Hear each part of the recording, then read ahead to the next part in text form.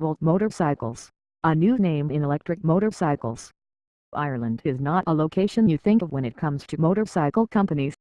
Sure, the country has a great heritage in motorcycling, especially when it comes to racing on real roads, but as a locale for a company actually selling motorcycles, not so much. It's not a big stretch, then, to imagine an unconventional place to be the home of an unconventional vehicle, and with a name like Volt Motorcycles, you can likely guess what kind of unconventional vehicle Volt produces. Volt Electric Motorcycles is the brainchild of one Colin Darby, a self-confessed gadget freak. There are very few gadgets I don't know about, Darby told Motorcycle.com via a Skype interview. He also made clear that, while the parts for his line of motorbikes are manufactured in Asia, each model is assembled in Ireland. Seeing the need to relieve congestion in Europe and eventually the world's major cities, Darby is taking it upon himself to become an electric motorcycle evangelist, offering a full line of electric motorcycles to cater to users' different tastes, as well as their needs to get from point A to point B.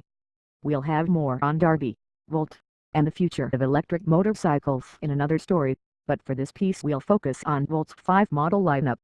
What's important to know is that petrol heads, as they're called across the pond, aren't Volt's primary audience.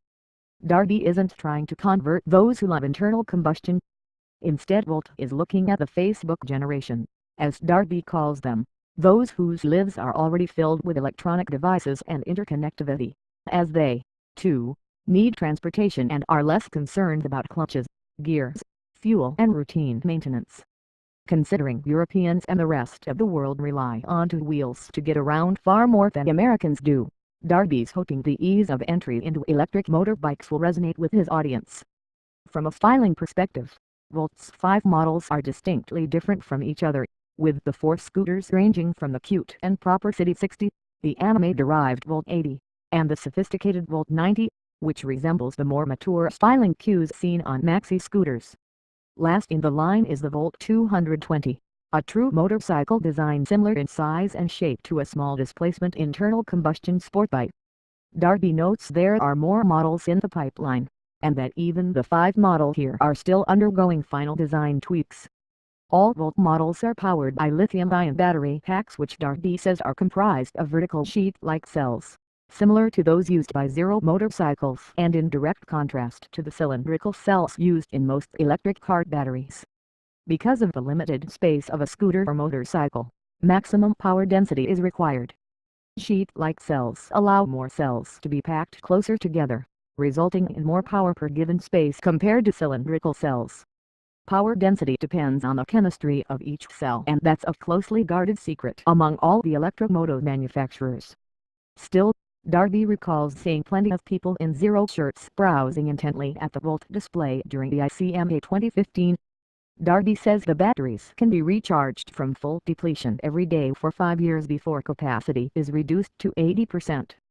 In practical terms, you'll likely have another electric vehicle in 5 years, Darby says, meaning each battery is essentially good for the life of the vehicle.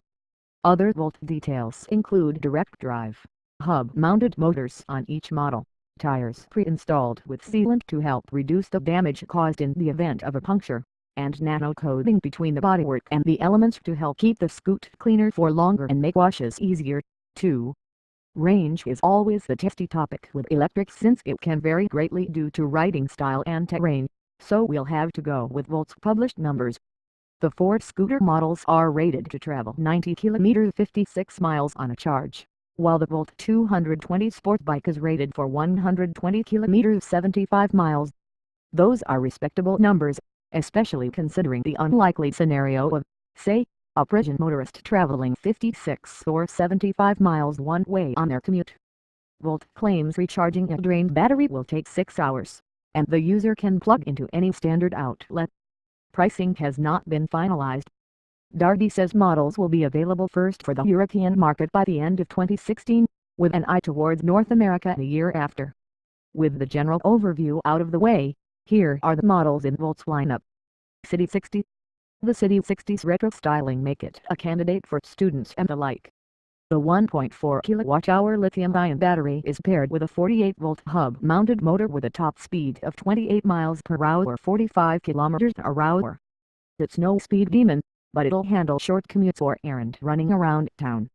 Other details include twin rear shocks, under-seat storage, center stand and side stand, the retro-themed speedometer, small luggage rack in the rear, and drum brakes all around.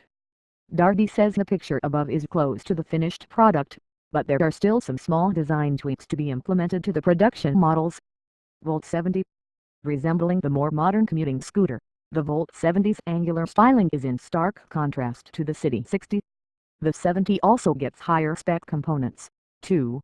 The 1.8 kWh battery is paired with a 60V motor for better performance, but top speed is still 28 miles per hour. The 70 also sees upgraded brakes compared to the City 60, with its front disc paired with the rear drum. Volt 80. Taking a page from the Yamaha and Honda Ruckus playbooks, the Volt 80 is wild and out there, as far as scooter styling is concerned. Part dirt bike, part hooligan, the 80 features the same battery and motor as the Volt 70, but goes off on its own after that. Its gold anodized fork is exposed. Its headlight looks like it's from a children's book about monsters, plus it has handguards, twin shocks with remote reservoirs, and a long rear fender. Volt 90. Things get a little more serious with the Volt 90. It's Volt's largest scooter, able to fit 2 people, and its styling is a little more mature than, say, the Volt 80. Final specifications for the 90 are still to be announced, but its motor is upgraded to 84V, while its lithium-ion battery is rated at 4.2 kWh. Range is currently claimed at 56 miles 90 kilometers. Volt 220. Realizing that scooters may not be for everyone, the Volt 220 sport bike caters to those who prefer to throw a leg over their bike rather than through it. Top speed is increased to 75 miles per hour, while motor gets bumped to 96V and battery up to 5.76 kWh. Range is also extended to 75 miles 120 kilometers. From there, the 220 gets an inverted fork, twin disc brakes, radial mount calipers and a single shock. Darby is excited about the 220, but claims that the final production version will look sleeker than the prototype you see here.